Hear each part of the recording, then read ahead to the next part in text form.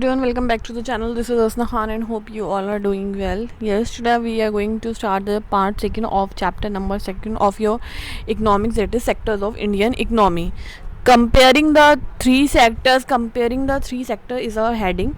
Now how we compare the three sectors? First revise what are the three sector: primary sector, secondary sector and tertiary sector. The various production activities in the primary, secondary and tertiary sectors produce a very large number of goods and services. जो अभी तक आपने समझा first part में कि जो production activities होती हैं वो प्राइमरी, सेकेंडरी और टर्शरी सेक्टर सब मिल करके उसमें इन्वॉल्व होते हैं और प्रोड्यूस करते हैं बहुत large number of goods and services. तो सर्विस सेक्टर कौन सा है आपका? Tertiary sector. Good. Also, the three sectors have a large number of people working in them to produce these goods and services. और इन सारी सेक्टर्स में सिर्फ machines काम नहीं करती हैं, बहुत ढेर सारे लोग जो हैं वो इन्वॉल्व होते हैं, वो काम करते हैं, प्रोड्यूस करते हैं गुड्स और सर्विसेज को. The next step therefore is to see how much goods and services are produce and how many people work in each sector. तो इसके बाद हम क्या देखते हैं कि भाई हर सेक्टर के अंदर कितने गुड्स और सर्विसेज प्रोड्यूस हो रहे हैं और कितने लोग जो हैं वो वर्क कर रहे हैं किसी भी पर्टिकुलर सेक्टर में.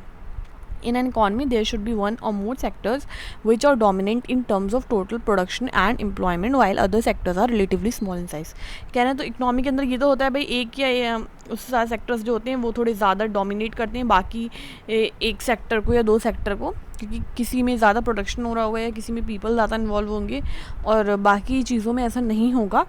तो हम जानेंगे कि कौन सी सेक्टर में कितने लोग हैं. How do we count the various goods and services and know the total production in each sector. कह रहे हैं कैसे हम काउंट करते हैं कितने गुड्स और सर्विसेज प्रोड्यूस हो रही हैं और कितना टोटल प्रोडक्शन हो रहा है हर एक सेक्टर में. So with so many thousand of goods and services produced you might think this is an impossible task. कह रहे हैं क्योंकि इतने ढेर सारे मतलब गुड्स और सर्विसेज प्रोड्यूस हो रही हैं तो आप सोच सकते हो कि एक इम्पॉसिबल टास्क है. नॉट ओनली वो would the task be enormous, you might also wonder how we can add up cars and computers and nails and furniture. It won't make sense. कह रहे हैं क्योंकि हमें मतलब बहुत ढेर सारे गुड्स सर्विसेज जो प्रोड्यूस करते हैं तो आप सोचते हो कि इम्पॉसिबल टास्क है, नामुमकिन सा काम है और बहुत ही डिफ़िकल्ट है. और आप सोचोगे, वंडर करोगे कैसे how we can add up cars and computers and nails and furniture, और कैसे इन सबको मिला करके आप जो है काउंट करोगे. तो इसका कोई सेंस भी नहीं बनता है, सब चीज़ों को आप एक साथ काउंट नहीं कर सकते, right. You are right in thinking so. To get around this problem economics suggest that the value of goods and services should be use rather than adding up the actual numbers. कह रहे हैं अब आप एक एक चीज़ को add करो, उससे बेटर है आप एक रेंज सेलेक्ट कर लो कि और या फिर आप उनकी प्राइस सेलेक्ट कर लो, ठीक है. और प्राइस के अकॉर्डिंग जो है आप थोड़ा सा इस चीज़ को इवेलुएट करने की कोशिश करो. For example if 10,000 kgs of wheat is sold at ₹8 पर kg, अगर कहीं पर 10,000 किलो वीट है तो उसका कैसे लोग खरीदेंगे? 10,000 किलो वीट खरीदेंगे तो उनको कितने का पड़ रहा है? 1 किलो 8 रुपये का, ठीक है. The value of wheat will be ₹80,000. तो उस 10,000 किलो वीट की वैल्यू गेहूं के लिए कितनी होगी? 80,000 में मिलेगा आपको 10,000 kilo. The value of 5,000 coconut at ₹10 पर कोकोनट विल बी ₹50,000, ठीक है. अगर 5,000 कोई कोकोनट खरीद रहा है 10 रुपये के हिसाब से तो उसको कितने पे करने पड़ेंगे? 50,000 रुपये. Similarly the value of goods and services in the three sectors are calculated and then added up. तो ऐसे जो है इसकी वैल्यू को कैलकुलेट करा जाता है और आपस में ऐड करते हैं. Remember there is one precaution one has to take. एक प्रिकॉशन लेना पड़ता है, इसमें ध्यान देना पड़ता है एक चीज़ पे. नॉट एवरी गुड और services that is produced and sold needs to be counted. कह रहे हैं हर चीज़ जो प्रोड्यूस या सोल्ड हो रही है उसको काउंट नहीं करना चाहता. It make sense only to include the final goods and services. जो फाइनल गुड और सर्विसेज होंगे सिर्फ उनको ही आप इंक्लूड करोगे. जैसे कि एक फार्मर है जो सेल करता है वीट को, ठीक है, टू अ फ्लोर मिल. कहाँ पे सेल कर रहा है वो? फ्लोर मिल जो आटा बनाएगी, ठीक है, गेहूँ से. और किस रेट पे? ₹8 पर kg के हिसाब से. The mill grinds the wheat and sell the flour to a biscuit company. अब मिल ने क्या करा?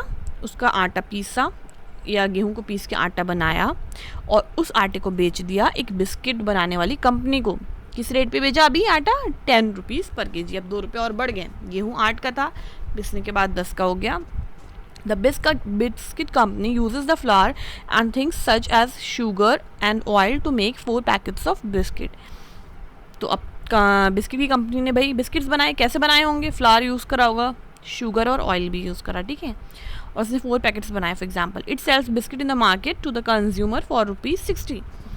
अब उसने ये बिस्किट कितने के बेचे, ये पैकेट 60 रुपीज़ की, यानी एक पैकेट कितने का पड़ा, क्योंकि 4 थे तो 4 पैकेट के प्राइस थे 60 रुपीज़, यानी एक पैकेट का प्राइस हो गया आपका 15 पर packet. Biscuits are the final goods, अब बिस्किट फाइनल गुड्स हैं, ठीक है, that is goods that reach the consumer, ये वो गुड जो कंज्यूमर के पास पहुंचा।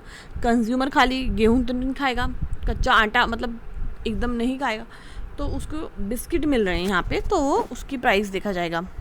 Y are the only final goods and services counted, क्यों हम ऐसा करते हैं, in contrast to final goods such as wheat and the wheat flour in this example are intermediate goods, क्योंकि इस एग्जाम्पल में हमें क्या लगा कि वीट और या फिर उसके बाद जो फ्लावर बना, आटा बना, वो सब इंटरमीडिएट गुड्स हैं। फाइनल गुड हमारा बिस्किट था।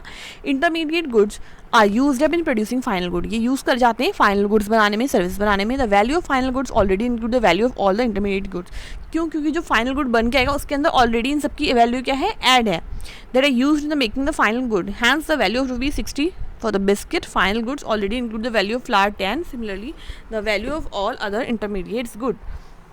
तो कह रहे हैं जो बिस्किट बनाने वाली कंपनी है जिसने 60 रुपीज़ रखा, तो उसने फ्लावर की जो वैल्यू थी 10 रुपीज़ की वो भी ऐड कर रखी थी। Similarly the value of all other intermediate goods would have been included, और जितने जो गुड्स उसको बनाने में लगे, शुगर एंड ऑयल, उन सब का भी उसने ऐड कर रखा था। To count the value of the flour and wheat separately is therefore not correct. अब आप अलग अलग जो है उनकी वैल्यू काउंट करो तो ये ठीक तरीका नहीं हुआ, because then we would be counting the value of the same thing in number of time, क्योंकि अब हम बार बार काउंट करेंगे। आपने आटे का अलग काउंट कर लिया, आपने गेहूँ अलग काउंट कर लिया, फिर बिस्किट बनाया आपने उससे अलग काउंट कर लिया, तो यहाँ पे वो गेहूँ कितनी बार काउंट किया, 3 times.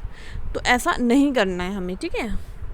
First as wheat, then as flour and finally as biscuit, तो 3 टाइम करोगे तो हमें ऐसा नहीं करना है, गलत हो जाएगा ये। The value of final goods and services produced in each sector during a particular year provides the total production of the sector for the year. तो जो वैल्यू होती है फाइनल गुड्स की, सर्विसेज की, जो प्रोड्यूस होते हैं किसी भी सेक्टर में, चाहे वो प्राइमरी हो, सेकेंडरी हो, टर्शियरी, एक पर्टिकुलर ईयर के अंदर वो क्या बनती है मिलके, उसको हम क्या कहेंगे, टोटल प्रोडक्शन हुआ है इस सेक्टर में, इतना हुआ है, एक साल के अंदर टोटल प्रोडक्शन इतने का हुआ है। And sum of the production in 3 sectors give what is called the GDP या ग्रॉस डोमेस्टिक प्रोडक्ट। और ये ऐसे ही हम कैलकुलेट करते हैं हर सेक्टर का कितना जो है प्रोडक्शन हुआ है एक ईयर के अंदर। तो ये तीनों सेक्टर्स का मिलके हम कंबाइन में इसको GDP बोलते हैं। GDP वर्ड आपने बहुत बार सुना होगा, ये एक इकोनॉमिक टर्म है। It is the value of all final goods and services produced with in a country during a particular year. ये आपको याद रखना है कि पर्टिकुलर ईयर का है, ठीक है। GDP shows how big the economy is, और इससे पता चलता है हमारी इकोनॉमी कितनी बड़ी है, कितना ढेर सारा प्रोडक्ट बनाती है, कितना प्रॉफिट वगैरह, उसके हिसाब से फिर कैलकुलेट कर लेते हैं लोग। In India, the mammoth task of measuring GDP is undertaken by the central government। और जो डिफ़िकल्ट टास्क है ये भाई कौन करता है, सेंट्रल गवर्नमेंट मिनिस्ट्री करती है, जो मिनिस्टर्स होते हैं। This ministry with the help of various government departments, बहुत सारे डिपार्टमेंट्स के अंदर में आते हैं जो एलोकेट करती हैं for all the Indian states and union territories, collect information relating to total volume of goods and services and their price and then estimate the GDP। हर जगह से प्राइस जो है सैम्पल्स और सेंसस वगैरह कलेक्ट करके और फिर ये मेजर करते हैं। Now historical change in sectors, कुछ हिस्टोरिकल चेंज आया है हमारे सेक्टर्स में, देखते हैं। Generally, it has been noted from the histories of many now developed countries that at initial stage of development, primary sector was the most important sector of economic activity। कह रहे हैं चीज़ note करिए कि हम history को count करें, जो भी डेवलप्ड कंट्रीज़ जितनी भी हैं उनकी जो स्टार्टिंग स्टेज थी डेवलपमेंट की, जब वो शुरू कर रहे थे तो उनका लिए सबसे इम्पॉर्टेंट सेक्टर जो था वो प्राइमरी सेक्टर था। And it is true as the method of farming change and agriculture sector begin to prosper, it produce much more food than before. क्योंकि जब आपका प्राइमरी सेक्टर अच्छा होगा, बेहतर होगा, ठीक है, तो फिर क्या होगा, जब वो फले फूलेगा तो फूड भी ज़्यादा प्रोड्यूस होगा कंट्री के अंदर। Many people could now take up their activities, और बाकी लोग एक्टिविटीज़ करेंगे उसके बिहाफ पे। There were increasing number of craft person and traders, तो क्राफ्ट पर्सन और ट्रेडर्स भी बढ़ेंगे, ठीक है, जो हस्तशिल्प का काम करते हैं, कोई भी चीज़ जो हाथ से बनाई जाती है, या ट्रेडर्स जो बेचने का काम करते हैं, खरीदने का। Buying and selling activities increase many times, तो ये भी बढ़ेगा। Beside there were also transporters, भाई सामान ज़्यादा होगा तो ट्रांसपोर्टर्स भी चाहिए जो सामान को इधर से उधर मूव करेंगे, administrator, army etcetera. How at this stage most of the good produced were natural product from the primary sector. अच्छा, गुड्स जो प्रोड्यूस होंगे प्राइमरी सेक्टर के, ऑब्वियसली वो ज़्यादातर काफ़ी हद तक नेचुरल होंगे and most people were also employed in this sector. बहुत से लोगों को काम मिलेगा इस सेक्टर के अंदर, जो बिल्कुल सही बात है। किसी भी सेक्टर में जब प्रोडक्शन ज़्यादा होगा तो लोगों को काम मिलेगा ही। Now over a long time, more than 100 years की अगर हम बात करें, specially because new methods of manufacturing were introduce. क्यों? क्योंकि अभी इतने टाइम में जो है बहुत ढेर सारी न्यू टूल्स एंड टेक्निक्स आ चुकी हैं। प्राइमरी ही सेक्टर में factories came up and started expanding. अब फैक्ट्रीज में भी आ गई तो फैक्ट्रीज भी भाई बढ़ने लगी हैं और ग्रो करने लगी हैं। Those people who had earlier worked on farms now begin to work in factories. और जो लोग पहले फार्म्स पे काम करते थे, अभी वो फैक्ट्रीज में उनको जॉब मिलती है in large numbers. They were force to do as you read in history chapters, ठीक है। और वो उनको कई बार मजबूर भी करा गया स्टार्टिंग में, वो नहीं भी करना चाहते थे बट उनको करा गया, ठीक है। People began to use many more goods that were produced in factories at cheap rates. अब लोग जो है अपनी लिमिट्स उनकी बढ़ने लगी, वो ज़्यादा गुड्स का यूज़ करने लगे। पहले सिर्फ वो 2-4 जो उनको खाने की इंपॉर्टेंट चीज़ चाहिए थी उनका यूज़ करते थे, बट अभी क्या हुआ कि वो ज़्यादा चीज़ों को यूज़ करने लगे क्योंकि उनको वो गुड्स जो है चीप रेट्स पे अवेलेबल होने लगे।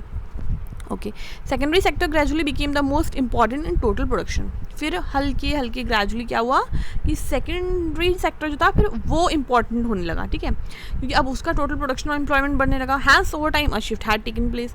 फिर शिफ्ट हो गया, पहले प्राइमरी था फिर सेकेंडरी हो गया। This means that the importance of the sector had change. तो आप ये कह सकते हो कि जो इंपॉर्टेंस है सेक्टर की वो टाइम के अकॉर्डिंग चेंज होती रही है, फिक्स नहीं रहेगी कि एक ही सेक्टर जो है वो इंपॉर्टेंट होगा। Okay, in the past 100 years there has been a further shift from secondary to tertiary sector.